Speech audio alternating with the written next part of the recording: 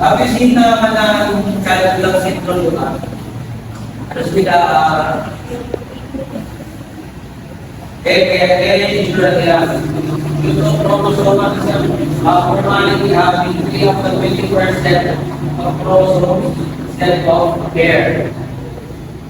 So, di ba, sa chromosome ng normal na bata, we have 26 chromosomes. For the father, 26 chromosomes. And 46 chromosomes from the father.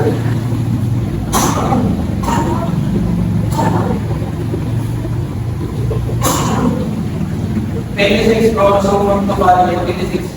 I mean, 46 chromosomes From the father. 46 chromosomes from the father, 26 chromosomes from the mother. So together,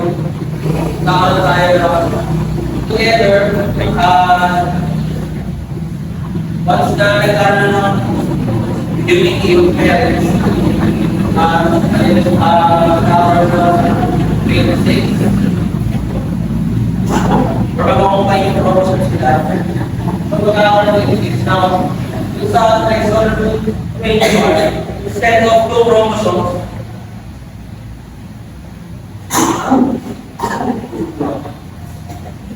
instead of 26 chromosomes, magkakaroon ng 27 chromosomes. Doon sa magkakaroon ng isang 1 chromosome sa number 21 chromosomes. That can develop Down syndrome. Anyway, Down syndrome is hindi lang naman ilan naman siya yung iba-iba yung yung intellect mo isang hindi natin Down syndrome. Pero merong mild, merong severe, and merong moderate. Now, ang Down syndrome, pwede yung child with Down syndrome pwede hindi marunong magsalita, or pwede marunong magsalita, or let's say, nahihirapan mag-isip, and meron din naman hindi nahihirapan mag-isip. Next, we have the fetal alcohol spectrum disorder. Anyone from the class can make it.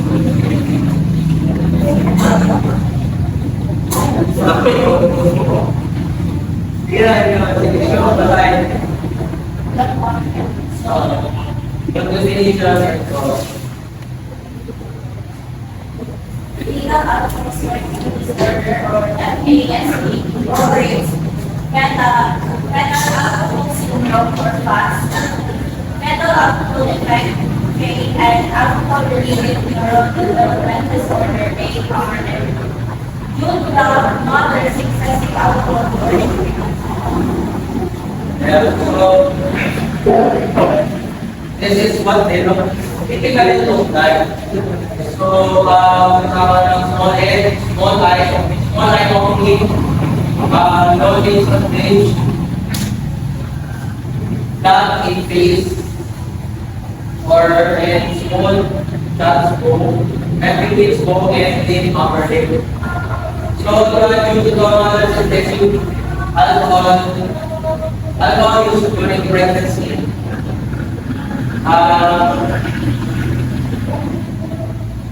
magkakaroon ng neurodevelopmental disorder. So, meaning, malapektuhan yung brain function ng bata if yung mother is nag-intake or nagkakaroon ng excessive intake ng alcohol during pregnancy. Next is, we have the Fragile X syndrome. Anyone can read? Papasahin nyo lang ito.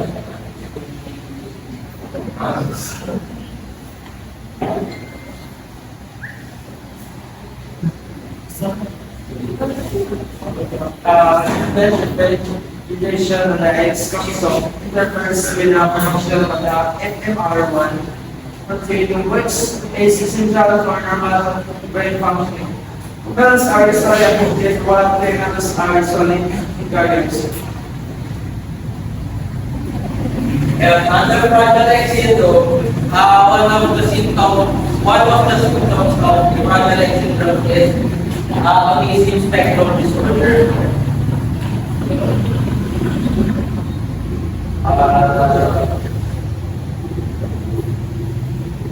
So more on developmental ng genes ng bata.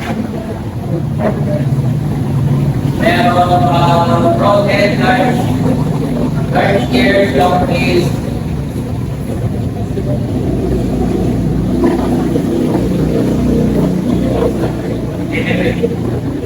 This is what we typically look at. Next, we have the phenylketonuria or PKU, genetically inherited condition in which the child is born without an important enzyme needed to break down an amino acid. So under PKU, one of the most methods to develop is yung excessive or kapag na-intake ng certain protein yung bata.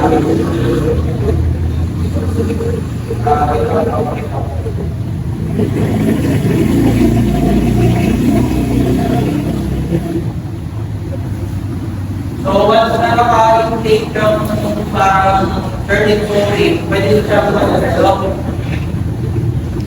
And for example, is yung aspartame. So aspartame is present in Coke Zero or yung artificial sweetener. So once a child is, or once na nag-intake yung child ng certain acids or protein, or parang sa diet ng bata, pwede siyang makadevelop or mag-develop ng phenylketonuria. So, this is what they typically look at. Hindi natin yung yung phenylketonuria. So, yung symptoms meron, seizure, eczema, or yung mga sugat-sugat sa bata, like rashes, mga gano'n, nausea or babaho yung bata, and mental retardation. So, yun siya. Last, we have the Williams syndrome. Anyone can read?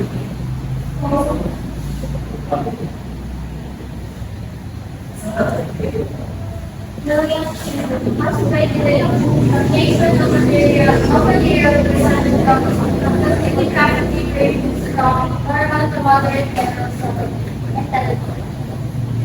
And under Williams syndrome,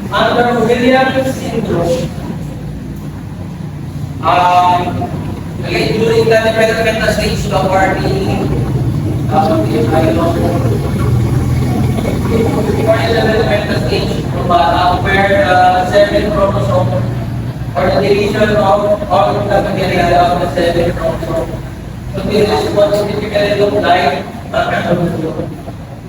after nose or yung nose, white mouth, small teeth, small jaw, small cheeks, and dark hair. So